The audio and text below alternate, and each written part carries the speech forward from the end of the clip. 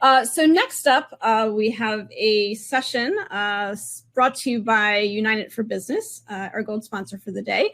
And the topic is the business case for accessible business travel. And to talk to us about this topic is Laurent Roffe, the managing partner for Accessio Consulting. So Laurent, I'm going to stop sharing my screen and let you take it away. Thank you, everybody. Again, my name is Laurent Roffe. I'm the principal of Accessio. Presenting on behalf of United Airlines, the subject of the discussion today is accessibility in business travel.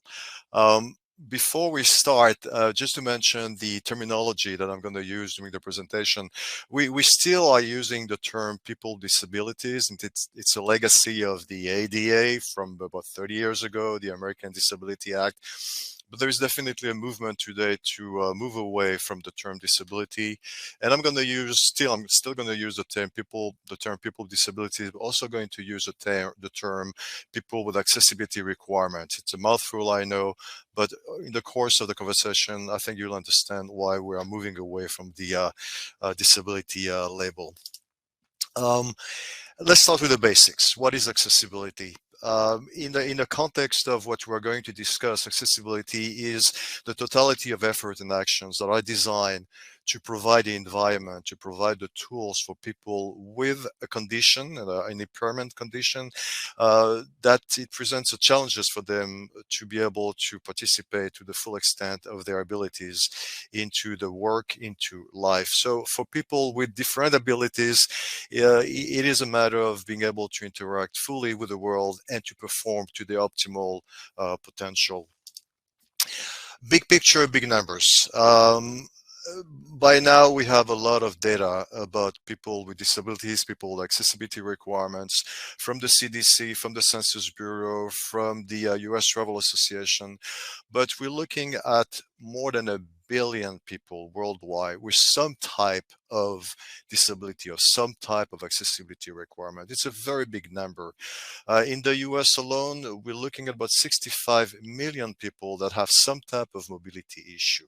It's a very significant number. It is not a niche market anymore. It's a very significant portion of the traveling population. The accessible travel segment of the travel industry has increased exponentially since 2015. We had a report identifying a spend of about $35 billion. Today, 2019, 2020, 2022, we're looking at over $60 billion in accessible travel. That segment is growing faster than any other segment of the travel industry. It's largely driven by demographics. The baby boomer represents about 55 million people in the US, controlling about 56% of the purse of travel expenses. Gen X, it's coming along in the pipeline. The first tranche of Gen X, the 45 to 55, are going to start entering retirement age in the coming 5 to 10 years. They also are going to spend a lot of money on travel. So demographics are driving that trend, but also the social and technology advancement. So social, largely because everything that happened in the past 5-10 years, where the stigma, if you will, of people with disabilities is fading away, and we're very rapidly moving into a world where people with different abilities are just becoming part of the mainstream. We're going to see a couple of slides later that will identify those points a little bit better. On the technology side, certainly advancement in software, advancement in physical aid, power wheelchairs are getting better, lighter, the ability to travel, with any type of advancements in technology, just getting better all the time. That's kind of the overall picture in the global travel. Now we're talking about business travel. So in a business environment, the same ratio that we have, 1 in 4 people have some type of mobility or accessibility issues. In the workforce, those ratios are the same. we identify about 20 to 25% of the US workforce having some type of accessibility requirements. Now, of course, not everybody travels. Not everybody is an executive or a team member that needs to travel for their job, but for the one that do travel, accessibility is a crucial component of their ability to perform in the company. We're going to see many slides coming along that will again identify the issues. But if you are a traveling member of your team force, the accessibility become an acute issue for you to be able to perform to the best of your ability. And accessibility, affects obviously the person himself or herself, but it also affects their family, their friends, and their coworkers. So the envelope that we need to address is much larger than just the one particular individual. A case in point, we're talking, in this case, it's a very large, among the largest technology companies in the world. Their travel managers are handling about 3,000 traveling executive and team members. So we're looking at about 600 to 700 team members, employees that have accessibility requirements over the whole spectrum, from mobility to cognitive issues, about the whole spectrum. And because of the nature of this global technology company, it's a US company, but with a global presence, obviously, we're looking at 600 to 700 people traveling from all over the world to all over the world. So you can imagine how the multiplication, the exponential multiplication of issues that travel professionals, travel managers, TMCs have to address when they are helping this team force. What is the data that we are relying on today? So as I mentioned, we have a lot of data about accessibility overall in the travel industry. We didn't have a lot of data to go by on the business travel segment of the travel industry. Luckily, last year, together with United Airlines, the main partner, and other companies, we did a survey and eventually published a report in October, November, of across the spectrum of over 450 travel managers and travelers, over 130 US companies, and some global also, but mainly US companies, covering the whole spectrum of business, from technology companies to healthcare to energy, entertainment, communication, law firms. And that gave us a lot of data in order to start to identify and touch on the issues about very specifically the business travel. One of the things that became very apparent in the survey is that accessibility is much more than mobility. I know that when we talk about accessibility or even disability, the first image that comes into people's mind is a person in a wheelchair. And it's true that it represents, in this case, just under 50% of the overall envelope of people that identified having accessibility requirements. But it's not just mobility. It's much more than that. The obvious other categories are going to be the visual impairment, the hearing impairment, and then we have this new or newish, if you will, category, neuro impairment, neurocognitive issues. So this is going back to what I said earlier about the removal of stigma. Well, once upon a time, maybe as a team member, you were very hesitant to identify yourself maybe of being on a spectrum. Or when you travel, you hesitate to mention to your travel manager that you needed some accommodation because of your autism, maybe impairment. That stigma is moving away, it's fading away more and more. So we have now a fairly large portion, in that case, 32% self-identifying in the survey that say, yes, I do have some neuro issues that I like to address. And other. And that other was actually a surprise. Understand that accessibility travel is my world, is the world of many people that participate in this survey. And we still were surprised to see that people self-identify with having some requirements in terms of accessibility without identifying themselves as having, quote unquote, a disability, such as size.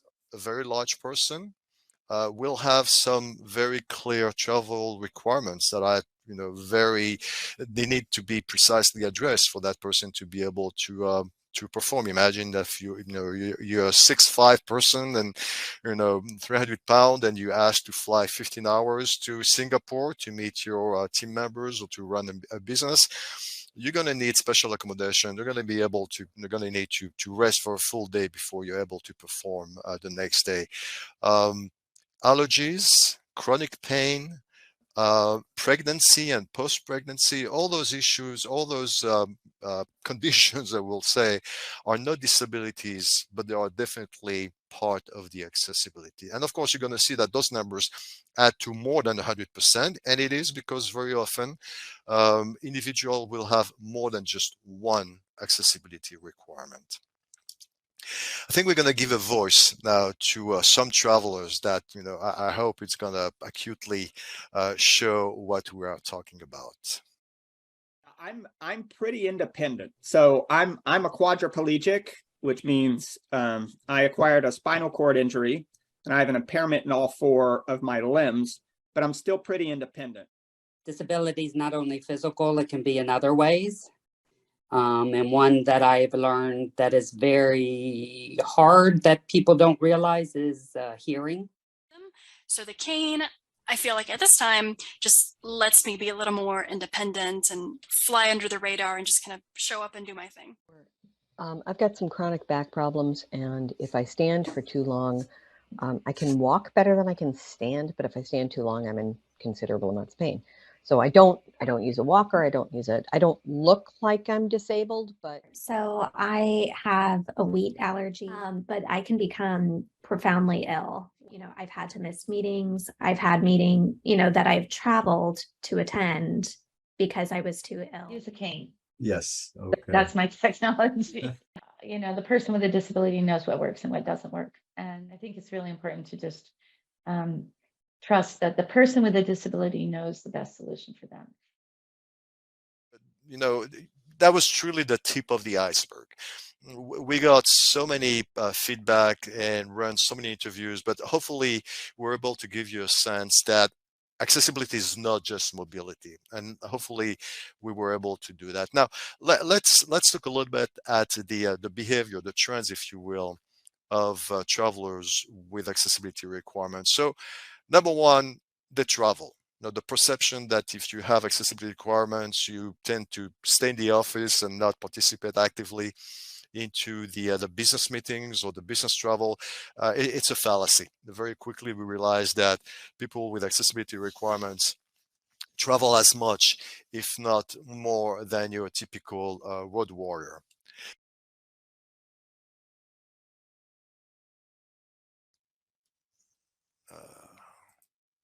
Let's see. And they spend.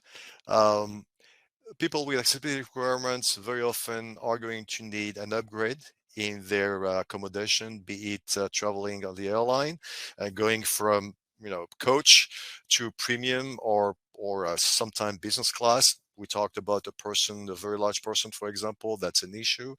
And also the accommodation at the hotel, hospitality. Very often they will need also an upgrade in the level of the hotel. Not because those individuals feel they need to be pampered because of their accessibility requirement. It is just a question of being able to accommodate their needs for them to be able to perform. They're compliant. They know that it takes just longer to put a trip in place, and they prepare themselves in advance for that. That's a good news for obviously for the TM, the TMCs, and they are very savvy. They are users of online booking tools. They, because of their accessibility requirements, they know how to search for information. They're able to identify what they need. The issue we're going to see later is how to communicate their needs efficiently to their company. When we asked the question, please identify your top accessibility challenges. So that was a little bit of a surprise here. The usual suspects are there. The issue of the airport, the airline experience, the ground transportation, the hotel accommodation. We knew that a lot will identify those are issues. Again, we're talking about the physicality at the granular level of how to accommodate somebody's physical requirements. The surprise was to see that the managing of the change and disruption in the travel journey, and also the interaction, the business and social interaction with the team members at the destination were two big issues that were even more on their radar than just the hotel and the transportation. The issue truly is how to communicate. How would somebody, how the team member within a company, how do they communicate their needs to the company so they can get that upgrade in the airline, or the make sure that the room is adequate for their needs. When we ask the traveler managers, the travel professionals serving at a company, how do you know what your team members need? Most often than not, the answer will be, well, they tell us. They just come and tell us, and then we accommodate them. When we ask the travelers the same question, we found out that very often, more than 50% say, we actually don't know who to talk to. We go online, we go through the booking system, maybe sometimes we send a note, but we have no structured way to convey our information to the travel professionals. Some of that has to do with issues of privacy. HIPAA certainly, lack of awareness, lack of coordination, sometimes lack of resources at the travel professional level, time, personal, to accommodate all those requests. But very often we found out that there are not just standard systems in place to capture the request from the travelers. I'm going to give a voice now to the travel managers. It's hard for me to estimate that because we people self-identify. That's a huge nebulosa for me. I don't know what the distribution is. Somewhere between 2,000, 3,000. So there's a lot of travelers. 5 people. We're a small team for 130,000 people.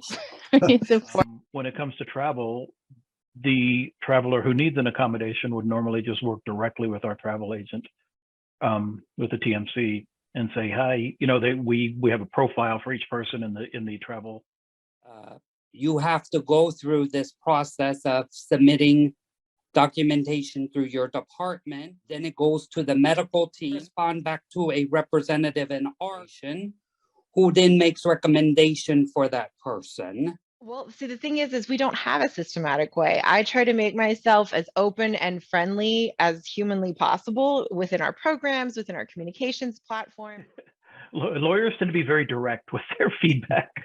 So I will either, if they don't get me directly, I will get an email from the office manager where they happen to be. I'll be honest with you. I don't think we've done a great job at deep diving into the data. Now with the survey, I think there's an opportunity to go connect with them, understand what type of travelers we have. Maybe they're not even traveling because of the fact that we don't have the infrastructure, right? So how? Tip of the iceberg. Hopefully that will give a sense of the struggles or the issues that travel managers are facing where they are asked to accommodate and support their employees, their team members with accessibility requirements. That creates an issue. Now we're entering the field of why should we even bother? Why are we making such an issue of accessibility? Well, to kind of frame the discussion, let's look first of all at the discrepancy in companies between people without accessibility requirements and people with accessibility requirements. So we asked 2 questions. The first question was, overall, how satisfied are you with the business travel experience of your company? In other words, you travel on behalf of your company, you've asked to travel all over the place to conduct meetings, you come back. How do you assess, or how satisfied are you that the company was able to support your mission?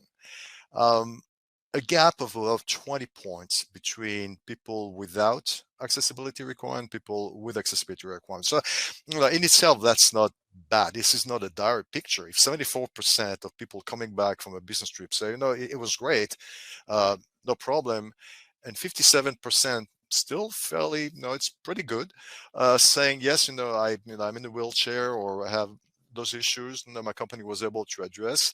That gap is what bothers us. They should be no reason that to have a gap between those two populations at a company.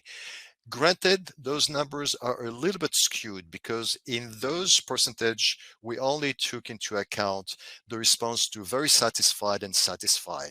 We eliminated from there the people that say terrible, complete, and satisfied. It was absolutely a disaster.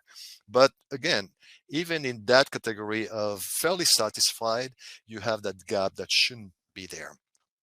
The other question that we ask that probably is a little bit more painful to look at is the self-assessment of how valued and included do you feel that you are in your company, again in the context of business travel, in the context of performing your job at a company. 43% people with accessibility requirement versus 64% people with requirement. That is a gap that is bothersome. What does it matter? Well, a couple of reasons. The big picture again is that accessibility now has moved into the mainstream. I don't think we need to convince anybody today at any level of the corporate structure that accessibility is important, if only because it has become or is very quickly becoming so much part of the DEI and ESG initiatives and mission of the company. So it goes above and beyond the feel good or the being the responsible corporate citizen. It is now becoming very much an integral part of the DEI mission and initiative and structure within the companies. I've put those pictures to illustrate the point on purpose because again, it's a very large, in this case, technology consulting service company in the US, probably one of the largest. And when you go into their DEI statements and DEI pages, not only would you see a very extensive commitment to DEI, but you will see very clearly a commitment to accessibility and disability. Why do they do that? Very clearly. It's a direct impact on the bottom line. It starts, of course, with being able in this competitive market for talents to attract, to hire, to retain, to nurture the best possible force and to give them the tools to perform to their optimal potential.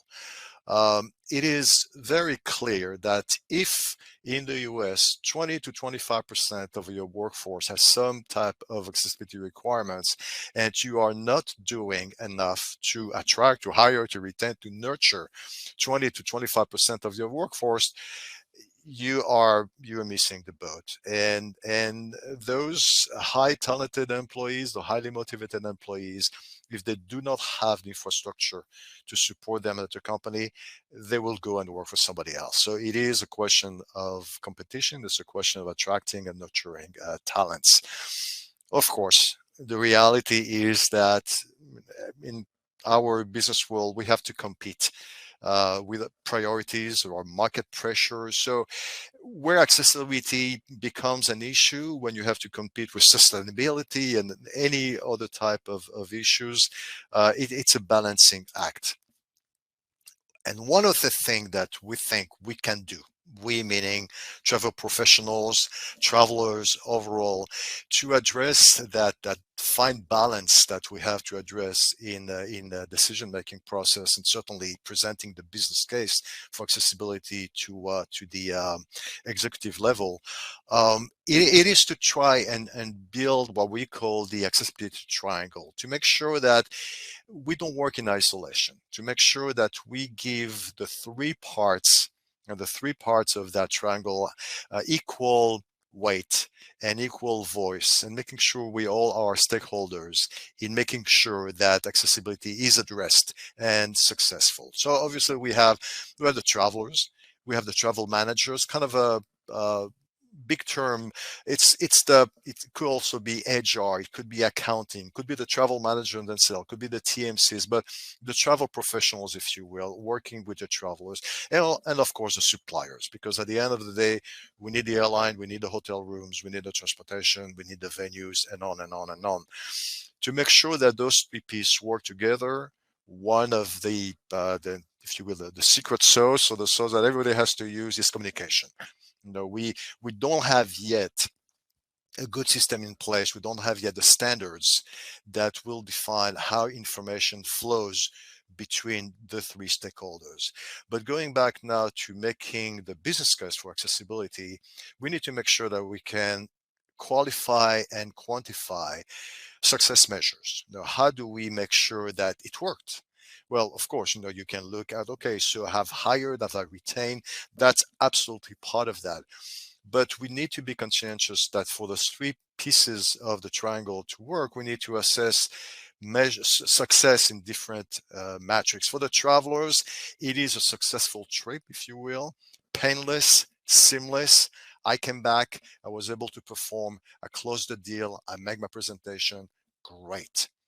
For the travel managers, it's a question of allocation of resources, being very efficient, being seamless in supporting the travelers, being able to communicate correctly with everybody.